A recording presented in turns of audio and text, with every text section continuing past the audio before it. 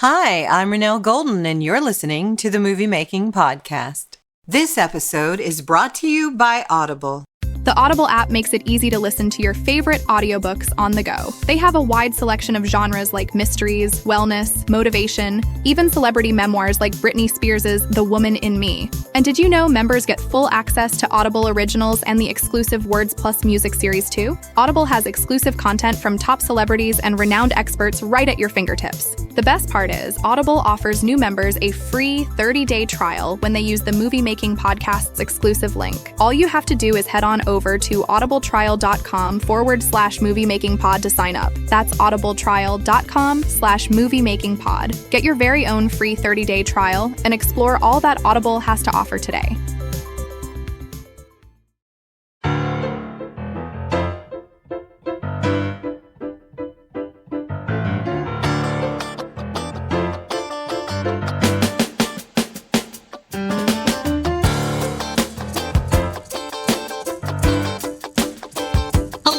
Everybody. Today we are here with Lisa London, casting director. How are you doing today, Lisa? I am good, Renelle. Thanks so much for having me. I'm excited to be here. I'm really excited that you're here, and I'm actually even more excited to share your wealth of knowledge with our listeners. Before we get too far, though, I want to talk about how you became a casting director. Yes. So my journey is an interesting one. I grew up actually in the business in Los Angeles. My father was a very well-known television director in the 70s, 80s, and 90s. Oh, wow.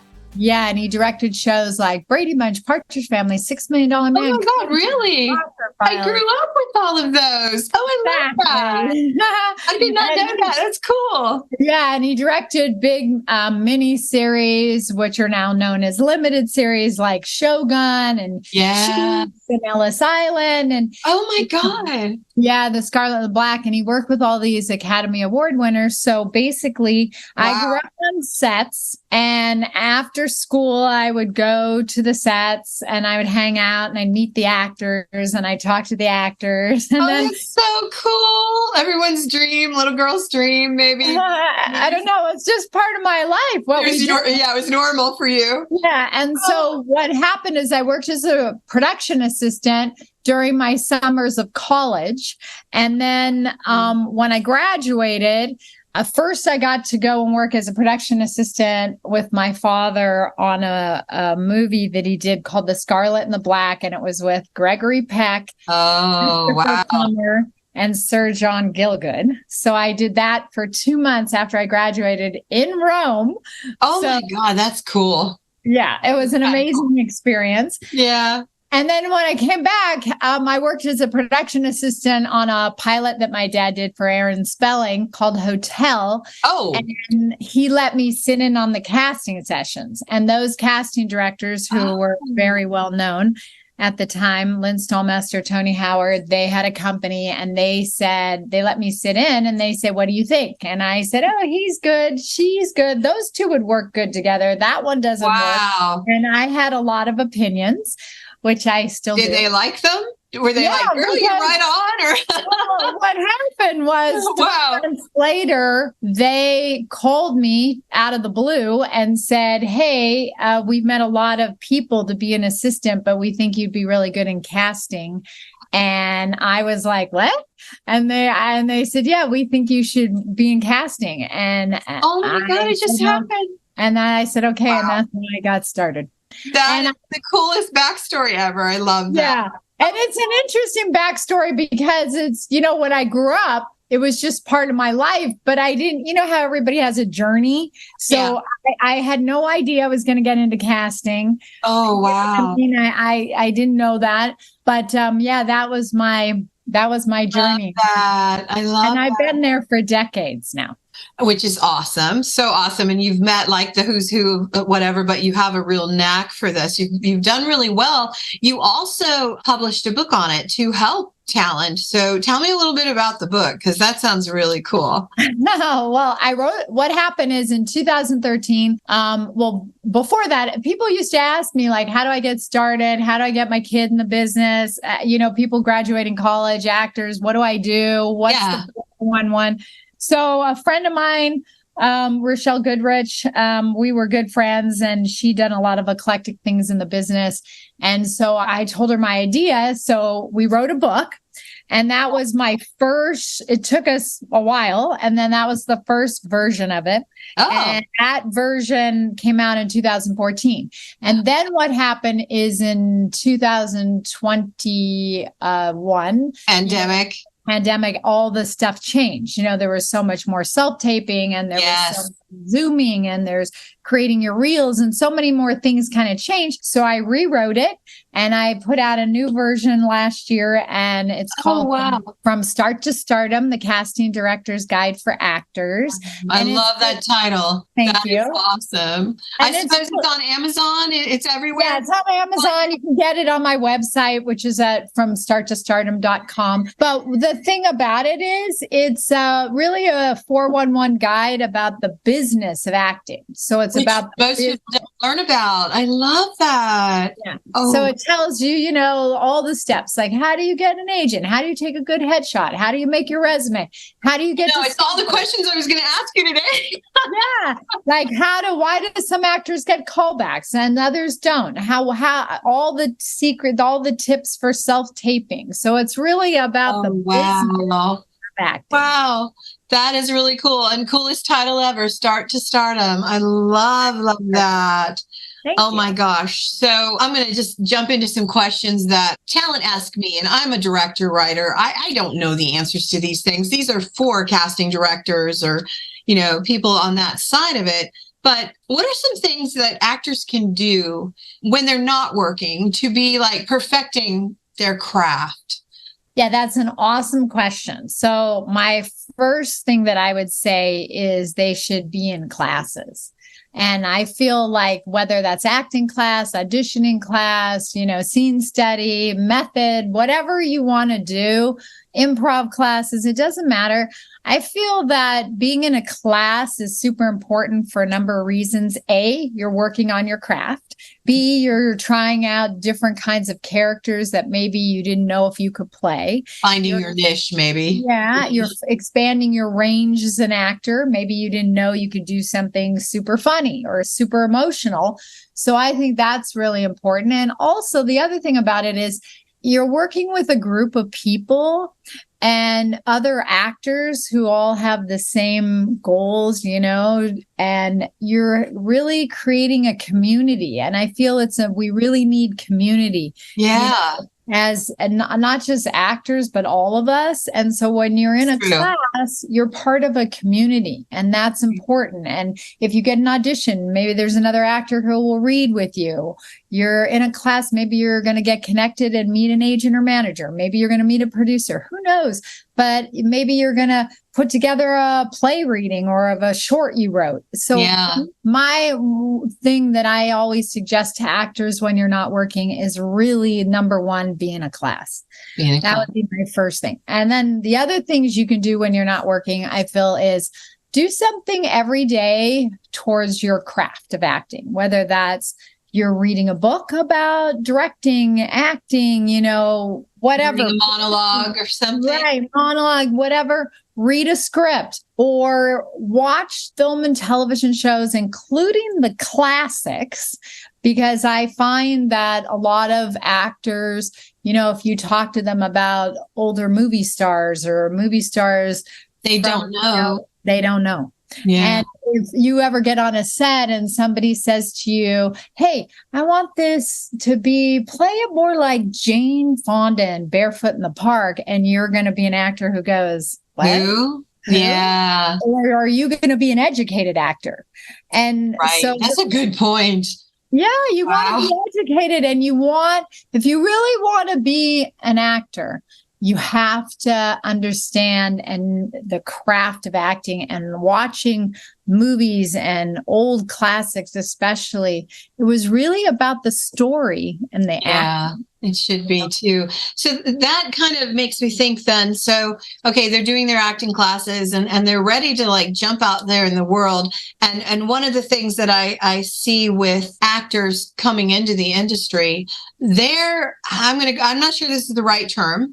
Their like branding of themselves is all over the place, from how they look on their headshot to look in person to the name they have on each of their social media platforms. And it drives me nuts. Even when I get submissions, they don't have it just says headshot, .jpeg or whatever. And I don't know who that is. And I might have loved their audition, but I can't find, So how can or what should an actor do to start building their identity as an actor? Here's the thing about that. Like, it should be consistent. I don't know. It should be consistent. Like, if I find it's interesting because on social media, for example, sometimes I'll see some sort of clever like name. Big Ben Brown Bear 12, yeah. And really you're Tony like, Smith. Wait, who is this? You know what I mean? I don't know. And I feel like it's better if you put your name. Like, who are you, right? Because if somebody was searching and they would go, okay, I'm looking, for whatever. I'm looking for Lisa London. And I had that like dog lover. How would you find me? You know what I'm talking about, right? Yeah. I'm just like, I think it's very important to have consistency. So your social media, what your name is, your headshot name, your resume, on your headshot, if you're going to send out things, at the bottom of when you send it, it should have your name. It shouldn't just say headshot one or. And I don't see that often. Some of the most professional or seasoned, I start seeing that, but it is really all over the place. And I don't know how you guys manage all of that. Or my next question is, how do they get on your radar? Because if they're not consistent and you are out there looking for new talent, how are you going to find them? Or, how are they going to get on your radar? Like, seriously, that's got to be a challenge. We've done a lot of searches, my business partner and I, Catherine Stroud, we've done a lot of searches across the country. We did a movie last year, at the beginning of the year, but we started it in 21. Casting? At the end of 21, we were looking for identical twin girls, 18 to 22, to play the leads in a movie. Okay. And we actually used Instagram for our search, besides going through agents and managers and putting it out there, because how many identical twin sisters are there that, how many are there, right? So the thing that I would say is, for actors, it's really about research, right? So we did a search on Instagram. Like, we're big searchers. So we're always watching programs and looking at, watching film, watching TV, seeing who's new, seeing who's up and coming. So that's all amazing. But for actors to stay in touch with casting directors, I feel like they got to do their homework. They got to do their research. So if you watch a movie or you watch a television show, let's say you watch Only Murders in the Building. Well, who cast that show? And send them a little note. I mean, is it okay for them to do that then? Well, I say it is. This is me talking. Okay. All the casting directors are the same. This is me. If an actor said, hey, I really love your work on this movie, I love your work on this television show, I would love to meet you. Just you keep a short, simple note. But I'm okay for actors to reach out to me. I don't want life dissertation. Like, I don't need their whole, short, sweet, hey, picture, resume. It would that be was great. My question. Yeah, attach your picture, resume. If you have a short reel, you can attach that. But don't expect a response. I mean, I try to respond, but if the casting director is super busy, they might not have time. They're busy. But you have to be proactive as actors. Yes. And you cannot sit back and wait for everything to happen. You have to make it happen. So if talent emails you, they can say, hey, add me to your database for future casting calls if I fit the description. Do you have databases like that? Yeah, or they can say, hey, I just reaching out, or sometimes they say I'm in a play. Sometimes they say I just got booked on a show. Okay. Sometimes they say like, hey, I heard I'd love to meet you. I just moved here. There's all kinds of angles, right? That's okay. In the old days, I don't know if you remember, Renelle, but in the old days, we used to get postcards in the mail. I do. Yeah. I'm the right age for that. Yeah, you used to get postcards. Hi, love. I knew one guy who would write, "Hi, Lisa, love David." That his name. There was just that, but he'd keep on your radar by sending you something. He gets tons of auditions off of that. You know what I mean? So there's no reason to sit back and I can't do this. If you really are passionate or you really want to meet somebody, send a short, sweet email.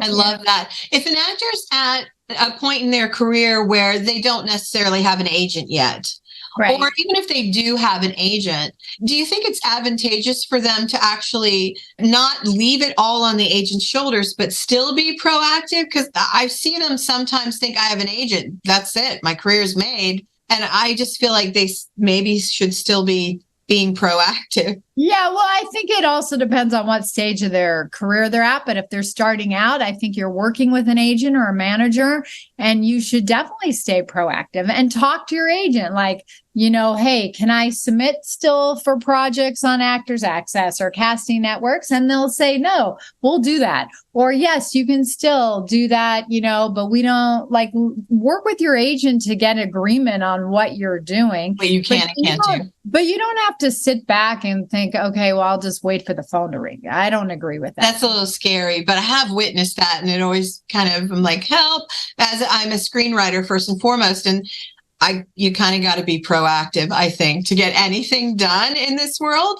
But you have to, like I'm saying, even if you have an agent and manager, that doesn't mean, you can't reach out to a casting director and say, I love your work. I'd love to read for you sometime. But keep it short and simple, and you don't do it every week to the same casting director. No, gosh, no. So you've had a long enough career that you've gone probably from the open cattle calls to what we have now. It's evolving to a lot of virtual auditioning. So what do you think about the change, and what are the pros and cons? Because now, video submissions have become very commonplace. Yes. And this is a very, in a way, it's a controversy question. Yes. So here's the thing. The advantages of this self-tape were there before the pandemic happened. So if we were here, I am in Los Angeles, if we were casting a movie and it was shooting in Atlanta, we could get actors on tape and have those submissions come to us. So, and when we did a number of movies before the strike this year, and, none of them were here. One was in Minnesota, one was in Kentucky. Oh, wow. Okay. Or North Carolina. We cast these movies, and we got to see talent from all over the place. Right. And for leads for the kids, we cast a very wide net.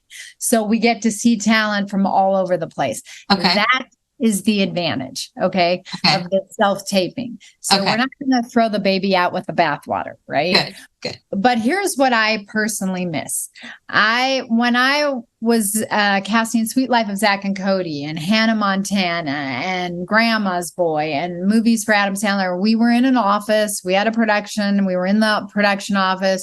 We were reading actors. We got to go down to the set. You put them through their workout or something, right? Directing them. We were working with them. That I miss. And I love, part of what I love about the business is the human connection. Mm-hmm. And I love actors. I love helping actors. I love to work with actors, love to direct them, give them, change it up, try different things. Yeah. So that is what I miss. So I do hope that there's going to be some sort of compromise where, maybe it will become the actor's choice, whether they can come in person if you're shooting where you live. And I also really hope that it's going to have maybe more callbacks will be in I was person. going to say, is there like the chemistry reads? Are those still happening in person, or are they also on Zoom? Well, now? they were, but I think it's changing. Like I'm hoping it's moving forward. The other thing about it is will say, like a lot of casting directors I know, plus myself, we do a lot of Zoom pre-reads now. Like we were doing auditions, virtual auditions where, okay, I couldn't see you live, but here, let's do a virtual pre-read where I record it. I give you the direction. I give you some notes and see. I love it. And then send that to my. That was my my next question or kind of ties into that. For the talent preparing for an audition, in person or virtual, what's a good way for them to prep so that they're putting their best foot forward, but they're not so over prepared or over rehearsed that what you're seeing on the tape you might not get on set? That's always a concern I have as a director. I'll get one kind of audition and I'll cast, and then there's a different person there, and I'm thinking, did you do 100 takes? So, well, that to me is one of the not so good about all this self-taping. I've witnessed that a few times. You know what I mean? Like that's why I think it's good for us as casting directors to like start reading them ourselves on Zoom or virtually. Yeah. Because here's the deal. You have to be prepared, right? You have to know what the project is, what's the genre, who's working on it, who's the producer, director, casting director. You have to do all your homework, right? Mm-hmm. And then you have to make those choices and decide how are you going to play this character, which is really all up to your creative imagination. Yeah. There's no wrong or right. Right. But one of the pieces of advice that I would tell actors is do not do 10 takes. Do not do 1,000,000 takes because you're not going to get 1,000,000 takes when you're on a set. No. You get maybe 2, maybe 3 if you're lucky. You know what I mean? Yeah. You have to be prepared, make your choices, be willing to take direction in case it changes. The director wants something else or the producer. But you can't, when you're doing this prep and you're recording your auditions, if you're doing 10, 15 takes, it's too many. Yeah. It's not going to happen. You can't repeat that. No. And the other thing is, like, I met a girl I was teaching in Dallas, and she said, we were talking about this, and I said, well, how many takes are you doing? And she said 35. Oh. And I was like, okay, girl, you are being a perfectionist and you're never going to find the perfect take because it doesn't exist. No. You're going to find something wrong with every single take. Stop. So my recommendation yourself an ulcer. Yeah. So my recommendation is 5 is good. If you've done 5. I like that. And also, Renelle, I find that if you start to do too many, you lose the spontaneity of it. The authenticity or something. It does. It changes, right? Yeah, your authentic self, the spontaneity, your imagination. Because what happens if you keep going and going and going? What do? You overthink it. Yeah. Do you ever get in submissions where you see something there, but it's not quite right, and yet you think maybe they have it? Do you ever go back to them and say, I want you to do it again, but here's the directions? Absolutely. And give them some. Oh, that's good. Okay. There was one guy for a movie I remember that he did this part, and it was just too over the top. Okay. It was a dark comedy, but he went too far. And I called his agent and I said, have him call me. And because I knew he had the essence of the character. Yeah. So I had him I had him call me, and he called me, and I gave him the direction. He redid it. I sent the tape to the director and producer, and they go, yeah, that's the guy. Yay. Oh, wow. Yeah, that's happened many a times. That's okay. I was wondering. That's kind of cool. I mean, we did that, when we did Hannah Montana, we saw over 1,200 girls for Hannah. Oh, yeah. My God. And that was in the days of VHSs. Remember? Oh, God. So, Miley was somebody that put herself, sent us a tape. She was in Nashville, and we saw that she had this star quality. Yeah. we had her retape. I mean, and it was a God. process. I loved that show. My daughter was young when that show was on, and so we watched it all the time. And she had some kind of sparkle.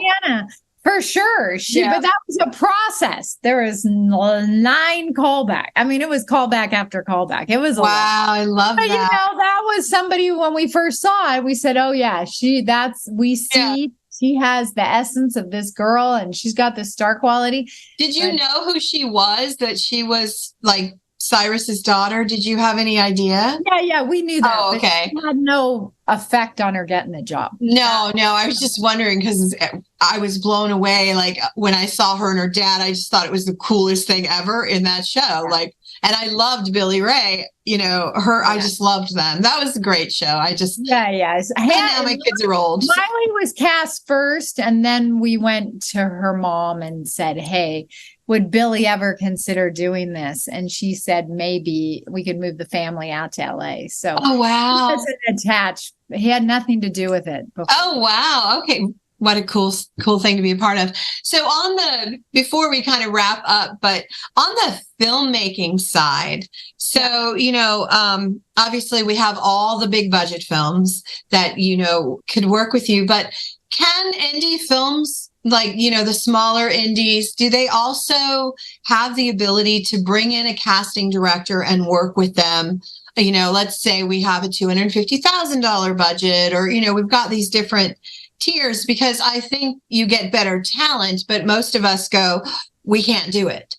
Are there ways to work with casting directors? Sure. I know it's a crazy question, but no. Listen, we've done movie budgets of films, of indie films, anywhere from $250,000 budgets to $25 million for Adam. Oh, wow. Okay. Then a wide range, $500,000, million, whatever, $750,000, $2 million, whatever. All of them. Oh, that's so good. But I think that here's why I think it's important to have a casting director. For independent filmmakers, I feel the reason you should have a casting director is because we're going to help you bring the best talent to the project. Yes. And sometimes directors and producers think, oh, I can do it myself. I'll figure it out.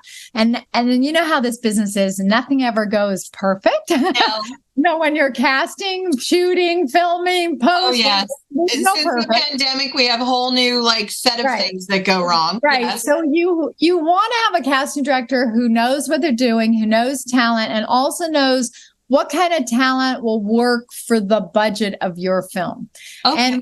And we have relationships with agents and managers, and we're going to help you bring that talent to your film and get you the best possible people. So I feel that it's really important for producers and directors to bring in a casting director and get them to help you. And people think, well, I didn't budget for a casting director. Well, you should. You should. Yes.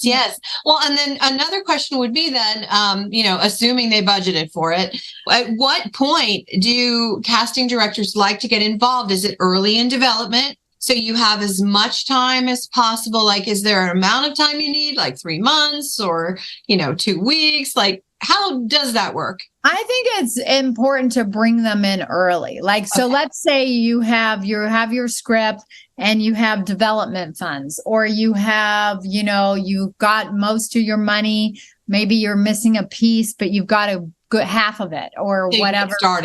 Then you start it, because that's what you want to do. You want to do the collaboration. And listen, when you're trying to get talent in movies, especially when you're putting them together, it takes time. So it could take 3 months. It could take 4. It could take 6. I mean, it's all varies, but you definitely want to try to bring them in as early as you can to start the process. All right. That's very, very cool to know, because I think a lot of indie people on the lower level go, I can't do it. And they're like, I can do it myself. But, like I was mentioning with the self-tape thing, I'm not going to admit to this publicly. Wait, I just did. I've had that experience where I've cast somebody, and no matter what I do between me and my AD, we cannot get what I saw on that tape. And it's heartbreaking. Yeah. And especially like if the film's your baby and you're like, dude, where's the guy that, so I can't even put it into words. It's very frustrating.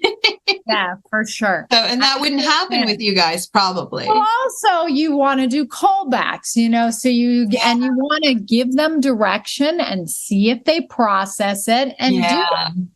I tell actors all the time, come to the table with your choice and your ideas, but be willing to be malleable, be willing to change, because that's what you want to do. You want to be able to take direction. It's very, very important.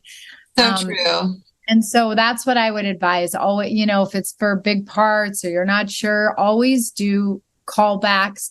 It depends. Like if you've seen a reel and you've seen a lot of footage and you have confidence they can do it, great.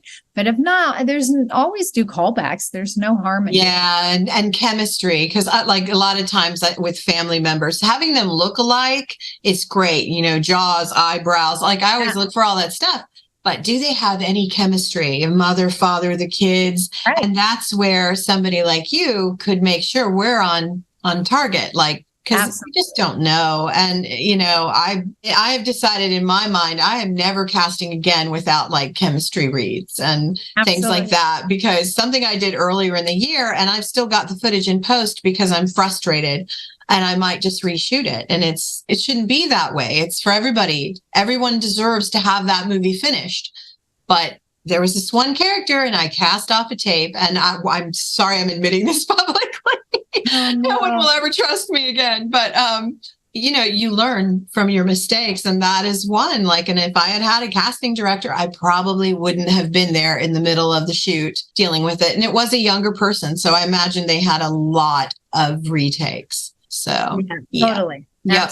It's all good though. Well, where, Lisa, can people find you as a whole if they want to send you that message or just follow what you're doing? Okay, awesome. Well, I have two things. One is my website from starttostardom.com. So they can go there. They can subscribe. I have a monthly newsletter I put out with actor tips. They can be there. I'm also on Instagram as @LisaLondonCasting. So follow me. I put out actor tips, and also you can DM me there. Not your life dissertation, but you can DM me.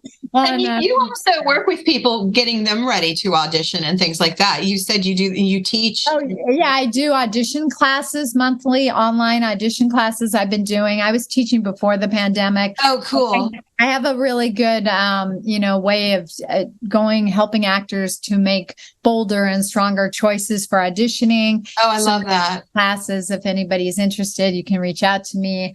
And they're really fun. And I always have a good group of actors. And I bet it's really cool. I'm not an actor. I do dream about it, but that is really cool. So I help them with goal setting and all kinds of things. So wow.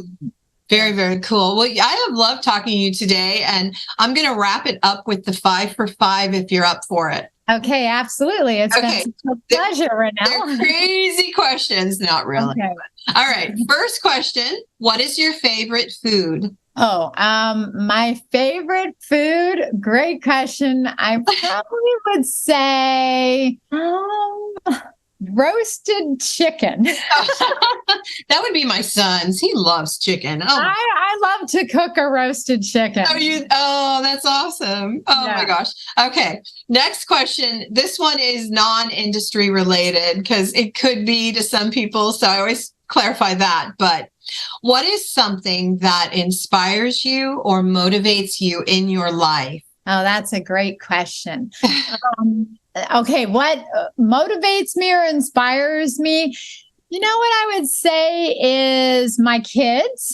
Okay, my children, my son and daughter inspire me. But my daughter is very, both my kids are super creative and they always have been. Yeah. So I would say my children definitely inspire me. And also, I get inspired by talking to other people. I really enjoy learning new things and talking to other people, and that inspires me. It really can be that simple. I love that too, I love talking, as you can tell. I talk a lot. So. And I listen to a lot of podcasts with, cool. Oh, that's awesome. Yeah. So cool. Okay. Yeah. Question number 3. What is something in your life that you have always like dreamed of doing, but you have not done yet? Oh my God. That is a crazy question. I couldn't answer it. I'm glad no one asked. I don't know. I have to take this. Listen, I don't know if there is something. I mean, I have a lot of places I still want to travel, See? but what I really do. But I'm going to just say this. I never thought about doing this, but I actually did something completely outside of my comfort zone. And cool. I went on a glider plane, and this guy that I know, Oh my God. that he's a pilot, and he flies. He's a pilot, and he flies, commercial airlines, but he also flies gliders. And he invited me to go on a glider. Did it scare you, or did you love it? It was exhilarating. And so when you say something I would never do, I would have never in 1 million dreamed years about it, but it was amazing. It was something I would have never, ever, ever done. That's like jumping out of a plane. It's kind of scary. Like, oh my God. But no, I wouldn't jump out of a plane. But he did say he would take me on a Cessna. And I might, and that is something I've always been like, okay, I'm never going to do that. But with him, I might, because I trust him. I guess it kind of takes that, doesn't it? Oh my God, that's so cool. He's been flying for 40 years, so I feel like, okay. I love that. That is really cool. Okay, number 4. What is your favorite song to sing at the top of your lungs when you're driving in the car? Oh my God, what a fun question. My favorite song to sing, you know what? I'm going to go with when I was in college. I always used to sing "Only the Good Die Young" from Billy Joel. Only the Good Die. Yeah, that's a great song. Yes. So I still have those moments. Yes, it comes. Yeah. Sometimes I break out into Queen, and I don't even know why, but I'll be like, "Mama," For sure. That's awesome. Okay. Final question, and this is hard for people in the industry, but that's why I like to ask it. What is your favorite movie? Oh my God. Okay, I'm going to go with this because but I'm a big musical person. I love musicals. I love going to see live musicals. I love musicals. So I'm going to go with my favorite musical, which is Singing in the Rain. Oh, that's so cool. I know. That's a great. I always thought you were going to say like The Sound of Music, but I love Singing in the Rain. Gene Kelly, Donald O'Connor. Oh my gosh, that's a good one. I love that growing up too. I would sneak and watch it, and so nice. Oh my gosh, so awesome. So many times, so I love that. Oh, I love that. Well, I mean, I have many, but I'm just going with that. I've had so much fun talking to you. I hope we can talk again when things are different out there in our industry than they are right now. And I'd love to hear about your future projects, and maybe one day I'll be able to even bring you on board as my casting director, because I would love that. So oh my God, Renelle, that would be amazing. I so appreciate you having me and talking to me. This has been so fun, and I really appreciate it. So have a beautiful day. You too. Thank you so much. Take care. Movie Making with Renelle Golden is brought to you by Samira Entertainment, supporting indie films and the filmmakers who create them. Stop by their website to learn more. www.samiraentertainment.com. That's www.samiraentertainment.com. You've been listening to Movie Making with Renelle Golden. Be sure to come back for our next episode where we bring you the people who make movies you love. Got a topic about filmmaking you want to hear on our podcast? Send us an email at moviemakingpodcast@gmail.com. Thanks for listening.